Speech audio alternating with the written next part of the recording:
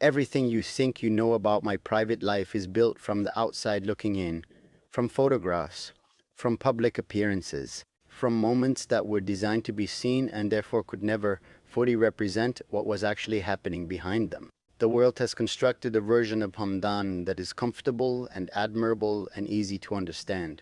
A prince, a poet, a man of strength and composure and quiet dignity, and that version is not entirely false, but it is incomplete in ways that matter. Because the things that happen in private, the things that occur in the spaces between every public moment, the conversations and the struggles and the feelings that never get photographed or reported or discussed, those things tell a completely different story, a more honest one, and today I am going to tell it. Not the version that was built for public consumption, the real one, the one that has been living underneath everything else this entire time. My name is Hamdan, and what you are about to hear is the hidden truth about my private life. The first hidden truth is about loneliness. I know that sounds almost impossible to believe. A man in my position surrounded by family, by staff, by people whose entire purpose is to be present and available and attentive, how could that man be lonely? But loneliness is not about the number of people in a room. It is about how fully seen you feel by any of them. And the truth is that the more public a life becomes, the more invisible the actual person inside it tends to feel.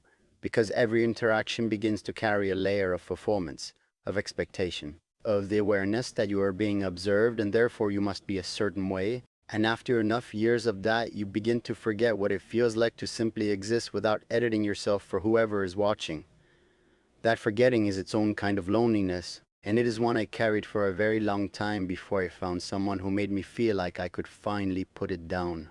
The second hidden truth is about how much I have always needed the private world that most people never see. My public life is full, overflowing in a way that looks like richness from the outside but can feel from the inside like constant motion without stillness. The horses, the sport, the poetry, the responsibilities that stack on top of each other with no visible end. From the outside, these things look like a man living fully and abundantly, and in many ways they are exactly that. I am genuinely grateful for every part of the life I have been given, but what does not show up in any of that is the person I am when all of it stops. When the day is finished and the public version of me has been put aside and there is nothing left but a man sitting with his own thoughts in a quiet room. That person is different from the one the world knows, softer in some ways, more uncertain in others. Someone who thinks too much and feels everything more deeply than his composure ever allows to show. And the only place that person ever truly came out was in private. In their relationship, the world kept trying to understand from the outside. The third hidden truth is about my father's influence on my private decisions. People know my father as Sheikh Mohammed, as a leader, as a man of immense power and vision and authority. What people do not fully understand is how completely that presence shapes every significant decision I make, not through force, not through command. My father is not a man who needs to raise his voice to be heard. His influence operates through something much quieter and much more powerful than authority. It operates through love, to a deep bond that makes disappointing him feel like something I would do almost anything to avoid. When he speaks to me about something personal, something private, something about my relationships or my choices, he does not give instructions. He shares perspective. He offers wisdom, and that wisdom lands in me like something I cannot ignore, no matter how much I might wish, in certain moments, that I had more room to simply choose for myself without carrying the weight of what he would think. That dynamic has shaped my private life in ways that are invisible to everyone watching from outside. Ways that I have sometimes struggled with and sometimes resented and always in the end respected. The fourth hidden truth is about what my relationship actually looked like from the inside. Not the beginning, which was its own kind of beautiful. Not the end, which the world has spent considerable energy analyzing and discussing, but the middle. The long, complicated, textured middle that nobody ever talks about because it is not dramatic enough to hold attention and not romantic enough to inspire admiration. The middle of a relationship is where you actually find out who you are with someone. It is where the first impressions have faded and the effort of sustained presence begins. It is where habits reveal themselves and patterns emerge, and you start to see clearly whether what you have built together is strong enough to hold both of you at your most real. Our middle was not perfect. It was not the version of us that either of us would have chosen to show the world. It was two people trying and failing and trying again in the daily unglamorous work of being genuinely close to another person. And in that middle, I was not always who I needed to be. I was often too absent, too inside my own world, too reliant on the assumption that she understood and therefore did not need to be told. The fifth hidden truth is about what I was actually afraid of.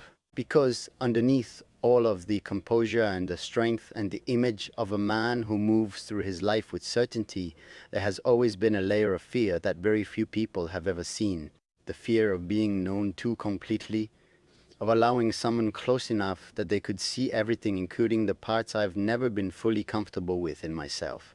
The doubts, the moments of uncertainty, the times when the weight of who I am supposed to be feels heavier than what I am actually equipped to carry. I have never been very good at letting those things be visible, even in my most private moments, even with the person who had earned the right to see them. I would get close to that kind of openness and then pull back at the last moment into something safer, into a poem that said things sideways instead of directly, into a gesture that expressed feeling without requiring full vulnerability. She needed me to come all the way through, to not stop just before the most honest part. And I kept stopping just before it, every single time.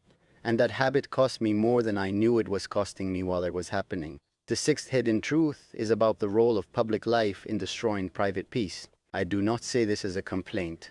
I made no choices that removed me from visibility. I was born into a life that exists in a certain amount of public light, and I've made choices throughout my life that brought more of that light rather than less.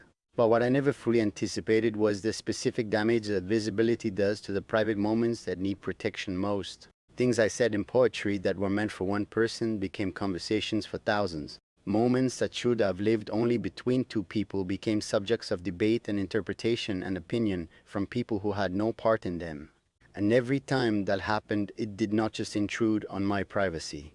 It intruded on hers. It took something she considered sacred and turned it into content, into something the world felt it had a right to engage with. And she was someone who protected her inner world fiercely and carefully. Every intrusion was felt. Every crossing of that boundary left something behind that made the private space between us feel less safe than it needed to be. The seventh hidden truth is about the poems. The ones people have read and analyzed and taken apart looking for meaning. Here is what the world does not know about how I write. I do not write for reception. I do not sit down with an audience in mind and construct something designed to land in a particular way. I write because not writing creates a pressure inside me that becomes unsustainable. The words are not performances, they are releases.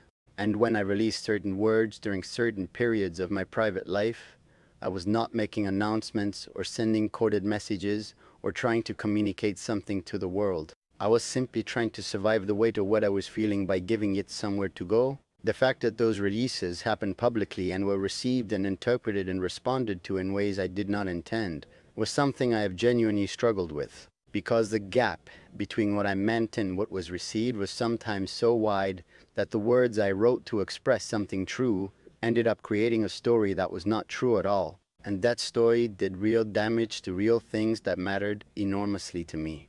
The eighth hidden truth is about what happened in the final days before everything officially ended. There was a period that the world does not know about, a period of genuine effort, of conversations that went further than any we had managed before, of moments where both of us were more honest than we had been in a long time, and where that honesty felt like it might actually be building towards something. I felt hope in those days, real, sustained hope rather than the fragile, wishful kind. I believed we were finally getting somewhere worth going. And she was there with me in those conversations in a way that felt present and real. But what I understand now that I did not understand then is that sometimes people have their most honest conversations after they have already decided, not as attempts to change the outcome, but as a way of closing things properly, of leaving nothing important unsaid, of ending in a way that honors what was real, even while accepting that it is over. I did not read those conversations correctly in the moment. I thought we were opening something. She was carefully and kindly closing it. The ninth hidden truth is about what my private life looks like now. After everything, people assume one of two things: either that I have moved on completely, that the life I live publicly reflects an inner life that has healed and settled and found new direction, or that I am devastated in a way that has altered everything. The actual truth is somewhere neither of those assumptions can reach, because private life after a significant loss does not look dramatic from the inside. It looks ordinary.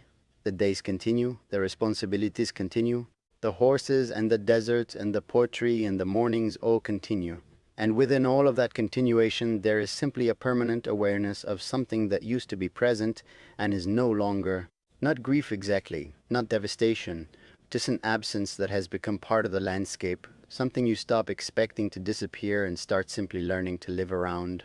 And that process of learning to live around it is the most private thing of all, something no amount of public observation will ever have access to.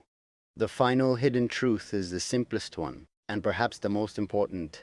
Hamdan in private is not fundamentally different from Hamdan in public in terms of values or character or the things he cares about most, but he is radically different in terms of certainty. The public Hamdan projects a composure that reads as certainty, as a man who knows exactly what he is doing and why.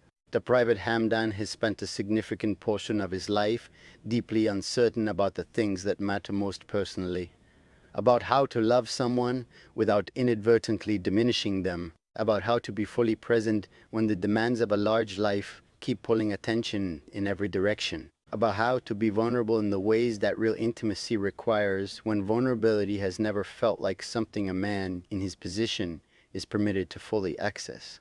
Those uncertainties are the things the world never sees. They are the things that shaped every decision and every failure in my private life. And now that at least part of this truth exists somewhere outside of my own internal silence, I find that the silence itself feels slightly less heavy than it did before.